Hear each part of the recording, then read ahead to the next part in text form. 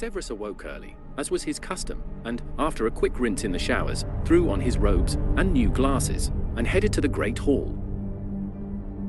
He knocked back a quick cup of tea, snagged 2 pieces of toast off the table, and, dreading a morning's conversation with Mulciber and Avery Rosier, was tolerable.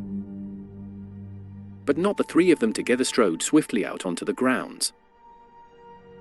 He threw his satchel under a tree and sat heavily next to it, munched on his toast, and tried to remember everything he'd ever learned about arithmancy and forgotten about in the last 2 decades. At 9:15, he pushed his way through the crowd of merry-making students who had already finished their exams, and queued up behind the 7th-year Slytherins in the entrance hall. After a few moments, one of the boys elbowed another, who turned around. It was Marty Wilkes, the head Slytherin prefect, who had always been uncharacteristically decent to him. "Snape," he said with some surprise, "have you forgotten? Owls were finished yesterday." "I think the Transfigurations practical is this afternoon," Severus said lightly, "but I won't be taking it." Wilkes peered at him. "What's with the specs?" "Too many fine print books in poorly lit dungeons," Severus answered.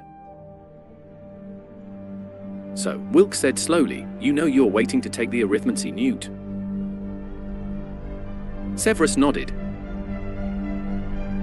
"And," Wilkes added, "you're wearing glasses to it." Severus nodded, and allowed some of his impatience to show in the set of his shoulders. "All right then." Wilkes turned back to his friend, and Severus clearly heard the words "bloody weird" and "none of my business, really." The last few breakfast stragglers wandered out of the Great Hall. Severus tried hiding in plain sight by shaking his hair into his face. "Sev!" Lily exclaimed as she entered the entrance hall, and Severus cursed under his breath. Honestly, if he'd wanted to go unrecognized as himself, he would have been better off pushing his hair back. With a damned ribbon. Lily trotted over to him. "What's with the glasses?" she asked. "My eyesight's been going," Severus said. "Too much reading in poor light, I think." Lily grinned. "I almost didn't recognize you." Severus leaned around Wilkes and peered into the entrance hall. They were still setting up the tables. "So what are you waiting for, here?" Lily asked. Were you waiting for me? Did you want to revise for the Transfigurations practical?" "No." The tables seemed to be set up, they were adding the chairs. "Oh. Okay. Sorry. I know we haven't done that in ages. I just thought, what with yesterday, if you wanted to. I didn't mean." Severus glanced back at Lily, who was chewing on her lower lip. "What?" Severus said. "I Transfigurations?" Sorry. He felt his cheeks color, which was, frankly, absurd. "No. It's not, thank you. I actually..." "Well..." He took a deep breath. "I appreciate the offer, certainly," he said, "but I will not be taking the Transfigurations practical this afternoon." "What?" Lily blinked. "Why ever not?" "I have petitioned for, and been granted, permission to sit this year's newts instead." "Since when?" Lily said, surprise plain in her green eyes. "Since last night. The Slytherins were being called into the Great Hall." "Lily, I'm sorry, but I have to go, their exam is starting." Lily frowned. "Okay. But I want to meet up later today." "After dinner? In the Rose Garden?" Fine, Severus said, and he walked quickly to catch up with the 7th years. Much to his surprise, Severus enjoyed the exam. Because of his experimental potions work, He was still well practiced with the application of many arithmetic concepts, and he enjoyed the logic puzzle of figuring out the others. He rolled up his parchment a full 10 minutes before the examination officially ended. He was confident his performance was enough to secure a solid E, if not quite the O he had achieved in 2 years, 20 years ago. Maybe it was the tinted spectacles, but Severus' head was starting to hurt. He found a quiet corner of the entrance hall in which to wait for the tables to be moved for lunch, and he leaned into the wall, his forehead pressed against the cool flagstones, and thought about ancient runes. He peripherally registered that he must have looked rather odd. He was fairly certain he heard a group of lower form girls giggling at him, but he was too engrossed in translating his thoughts to cuneiform to be concerned. And even if he hadn't been lost in thought, what the devil did he care of what some brainless children thought of him? At lunch, he sat amongst the seventh years, who shot him a few odd looks, but paid him no attention after Wilkes rolled his eyes and drew them into a conversation about the upcoming exams. Severus managed to eat half of a sandwich with one hand while the other supported a heavy rune dictionary. Rosier, sitting with Avery and Mulciber a ways down the table, tried to catch his eye. Severus simply ignored the other boy until he gave up. Once the meal was over, Severus followed the seventh years back out into the entrance hall and took up a sheltered position amongst them to wait for the next exam. The seventh years, it seemed, had decided as a whole to ignore the sudden anomaly of his presence, which suited Severus just fine. But he had to admit, there were far more fifth years taking the Transfiguration's practical OWL than Slythans taking their newt in ancient runes, and someone was bound to spot him. So it was with resignation rather than surprise that he heard, at last, "Oi, Snivelly, are you lost?" Severus involuntarily turned around, the familiar hatred rising in his chest. Black was posturing near the front of the line of fifth years, chest out, chin up, somehow swaggering while still.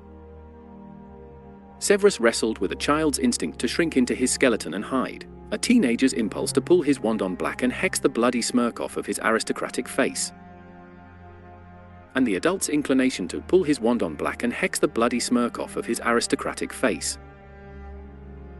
Severus settled for raising one eyebrow. "Black?" Black snorted. "Decided to do us all a favor and hide that ugly mug at last, I see," he called. "Or were you finally blinded by all that grease dripping into your eyes?" "Leave him alone, Black," Lily said angrily from her position in line. "He wasn't doing anything to you." Black said suggestively. He cupped his hand around his mouth and called down towards the end of the line. "Hey, James! Better watch out." If it weren't a physical impossibility, I'd think Evans has a thing for Snivellus. All at once, Potter let out a clap of laughter. "Ha!" Lily exclaimed, "Shut up, Black." Severus felt his face heat up as he sputtered, "You dare." And Wilkes whirled around and bellowed, "If you fifth years don't shut up right this second, I will start taking points." He glared furiously at each of them. Some of us have a very difficult examination in 4 minutes and would like to be able to hear ourselves think. Black and Potter fell silent with a great show of holding back laughter. Lily continued to alternate between glaring at Black and shooting apologetic glances at Severus, in which he tried not to be too interested. Wilkes murmured, "If you can't ignore them, Snape, then I don't know what good you are as a Slytherin," and turned back to his friends. From the end of the line, Rosier finally succeeded in catching Severus' eye by expediently hopping up and down and waving. "What?" mouthed Severus. "What are you doing?" Rosier mouthed distinctly. "Sitting the exam, you dunderhead." Exaggerated confusion. "What?" "Writing," Severus pantomimed, "the exam." "Over here." "Wrong line." Rosier beckoned. "I'm taking the ancient runes newt." "What?" Severus rolled his eyes, pulled a spare scrap of parchment from his bag, and scribbled, "I'm taking the ancient runes newt." "Other newts too?" He tapped it with his wand and directed the paper airplane at Rosia, who opened it up, read it, and mouthed, "Why?" In response, Severus gave him a look that had withered 2 decades of first years. Rosia shrugged back at him, but then held up his hands to form 2 circles around his eyes. "Why glasses?" "Sod off, Rosia." "What?" Exasperated, Severus simply flipped him 2 fingers and turned back around to face the entrance to the Great Hall. He fought the inane urge to smile when he heard Lily's stifled giggle behind him. The Ancient Runes exam did not go quite so well as he had hoped. Although he had been in the habit, as an adult, of reading ancient potions and dark arts texts in their original languages, it had been years since he'd been forced to do so without a dictionary. Really, the examination was a completely artificial environment that did not accurately reflect a real-world application of a sound knowledge of ancient runes. Severus refused to believe that a slightly lower mark on this examination was any reflection of his abilities as a translator. If anything, it would be evidence that his mind had far better things to do than retain 500 characters that he'd memorized 20 years ago. So, at dinner, he'd been unable to avoid sitting with the ever-curious Rosia, who had grabbed him by the elbows in the entrance hall and escorted Severus to a seat between Mulciber and Avery. Severus repeated his explanations regarding his decision to take his newts and the sudden appearance of his glasses. Fortunately, Avery and Mulciber had easily agreed that the fewer years spent in school, the better, and it's not like you've got friends who were sorry, and that the glasses couldn't possibly detract further from his appearance. What kind friends he'd had. Immediately after dinner, Severus managed to lose his housemates under the guise of heading to the library to revise for the newts. Once they'd ambled off towards the dungeons, Severus doubled back, headed out of the castle, and waited for Lily in the gardens. She caught up with him within only a few minutes and plopped down onto the bench, sitting sideways so that she faced him. She leaned forward and peered into his face. He edged away. "What?" Lily withdrew. "They're all right," she said. "The glasses, I mean. You can barely see your eyes behind them at all, but they're kind of stylish, so." She nodded. "They'll do." "Thank you." Severus' upper lip quirked into half a smile. "Now," Lily said, "regarding your sudden insane decision to take this year's newts." Severus leaned back on his elbows, reclining on the bench. "Yes?" Lily drummed her hands on her knees. "Well? Why?" Severus glanced at her, once more grateful for the slightly tinted glasses. "I've spent enough time here," he said. "I know the material, and the only thing I'll get out of 2 more years at Hogwarts is 2 more years of being attacked by Potter and his cronies. But what will you do?" "Go into potions," Severus said evenly. "Just 2 years earlier than I'd originally planned." "Will you be going home for the summer?" Lily asked. Severus shook his head. "Not if there's any way to avoid it. Slughorn is looking into an interim position for me for the month before our exam results are in. I think he's also going to write me a recommendation for an apprenticeship." He snorted. "Strangely, after 5 years of ignoring me, he's taken a sudden interest in my career." Lily lightly pushed his shoulder, grinning. "I told you he didn't hate you." Severus sniffed. "I never said he hated me. I said he was completely indifferent to me, which I rather thought he was." Lily laughed. "I'm honestly just surprised he hasn't tried to collect you before." Her eyes snapped open. Oh, Severus. You realize he's going to invite you to the end-of-term Slug Club dinner." "Oh joy," Severus said dryly. As Lily laughed, Severus' hearing picked up a small scrabbling noise, and out of the corner of his eye, he saw something small and furry scurry through the leaves. Stupefied, Severus snapped out, pointing his wand behind the bench. The noise stopped. Lily jumped off of the bench and drew her wand. What is it? What's going on? Severus held up one hand. I think I got it. He lit his wand with a flick of his wrist and shined the light into the leaves. What is it? Lily repeated. Severus' lip curled. It's just a rat. He snatched it up and walked away from the bench. Please don't kill it. Lily called after him. Severus glanced back. Of course not.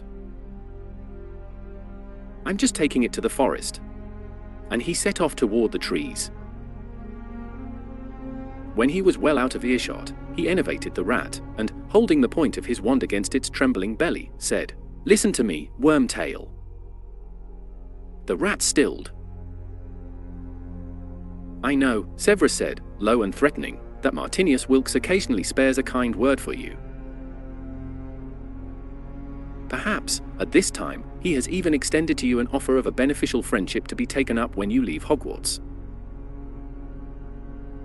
Wormtail twitched. If I hear, Severus said, that you have had any contact with Wilkes or with Rosier, Avery, Mulciber, or any Black other than the disowned Black the Elder. He jabbed the rat with his wand. I will personally make your life a living hell.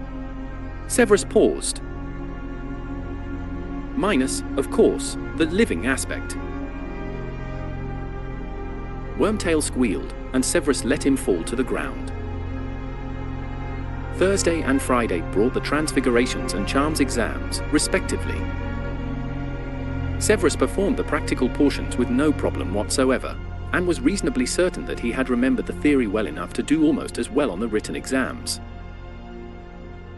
He'd had a brief moment of panic when the Charms examiner, a jittery-looking old man, had asked Severus if he'd invented any spells of his own. If he demonstrated a particularly vicious combat hex, or an extremely advanced defensive spell of his own devising.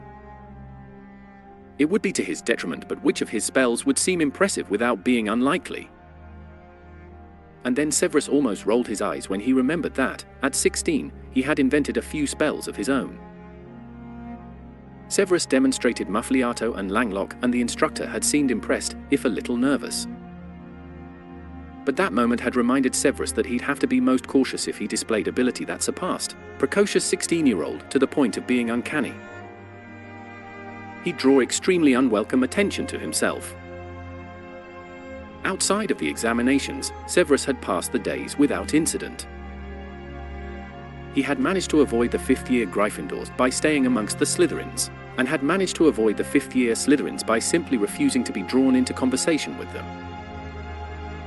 Rosier thought he was nervous about the Newts, Avery and Mulciber just thought he was an asshole. And he allowed himself to feel pleased he had thoroughly resisted the temptation to follow Lily around and stare at her. Ah, maturity. So it was with some dread that he finished dinner on Friday, with nothing but the vast emptiness of Saturday and Sunday looming before him. He had resigned himself to 2 days of lurking in the library. The only other students this time of year would be 7th-year Ravenclaws, and Hufflepuffs, and decided to get a head start by lingering at the Slytherin table and hiding behind the 7th-year herbology text until everyone had left. When the noise in the Great Hall had dwindled to a minimum, Severus snapped the book closed and stood up only to drop back down into his seat with surprise. Hello, Lily said, smiling at him from across the Slytherin table. What are you doing here? Severus said in a harsh whisper. He glanced up and down the table, but the only other students there were the first-year girls, who seemed to be making plans to get together over the summer. Lily's face fell. Well, if you don't want to be seen with me, I can. Severus quickly shook his head. No, that's not what. He shook his head again. Please, that's not what I meant. You surprised me, that's all. Lily broke into a seemingly relieved grin. I'm not surprised. Working hard, then, she said, indicating the book. Yes. Quite. I am. Working. Severus briefly considered hitting himself in the head with the book. Well, you've got 2 days to study for the next exam, Lily said brightly. Do you need to spend the whole time in the library? Severus leaned back and looked at her warily over the tops of his glasses. What will the alternative be? Lily leaned forward over the table. Come to Hogsmeade with me tomorrow. The heavy book slipped slightly in Severus' fingers.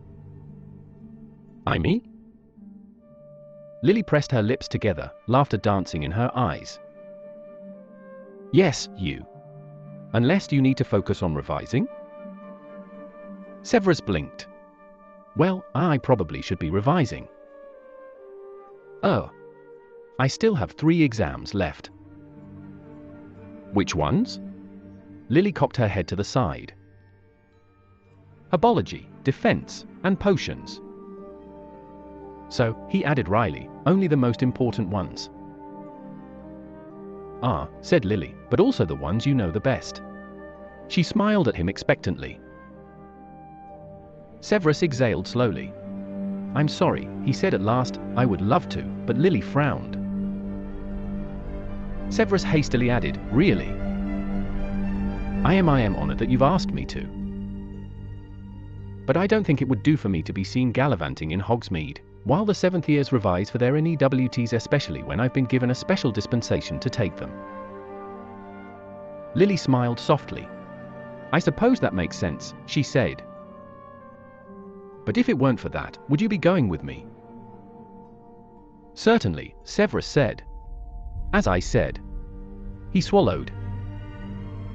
I would be honored. He repositioned the herbology textbook in his arms, holding it loosely over his chest. Well, that's nice to know, Lily said, ducking her head. She glanced up and added, I've noticed, by the way, how you've been ignoring Avery and Mulciber. Severus shrugged. Well, I'm proud of you, that's all, Lily said, coloring slightly. She rose to leave, and then turned back to him. By the way, Sev, she said. Gallivanting? She snorted, grinning, and left. Severus dropped the book on the table, leaned over, and rested his forehead on top of it, exhaling in relief. Amazingly, he had managed to avoid making a complete fool of himself, and she had believed his explanation, which was fortunate. Because somehow he doubted she'd accept I don't want your husband from an alternate timeline to see us together, or the Dark Lord, or worse Dumbledore, as a reason to avoid going to Hogsmeade. A hand suddenly came down on Severus' shoulder. He jumped, and a voice behind him chortled. No need to be frightened, Mr. Snape. Severus sat up. Hello, Professor, he said, looking up over his shoulder. Slughorn beamed. I've been in touch with my business partner, he said, and he's willing to meet with you to discuss a possible summer position. Severus sat up a little straighter. That's excellent, sir, thank you. Be in my office at 4 o'clock on Sunday, Slughorn said, and, with a barely discernible flick of the eyes up to Severus' hairline, added, and do try to make a good impression, Mr. Snape. At that, Severus allowed the smallest sneer to appear briefly on his face. To his surprise, Slughorn raised his eyebrows and nodded slightly. Very good, he said. The glasses suit you, my boy. He turned and waddled off. With a groan, Severus slumped back over onto his herbology book.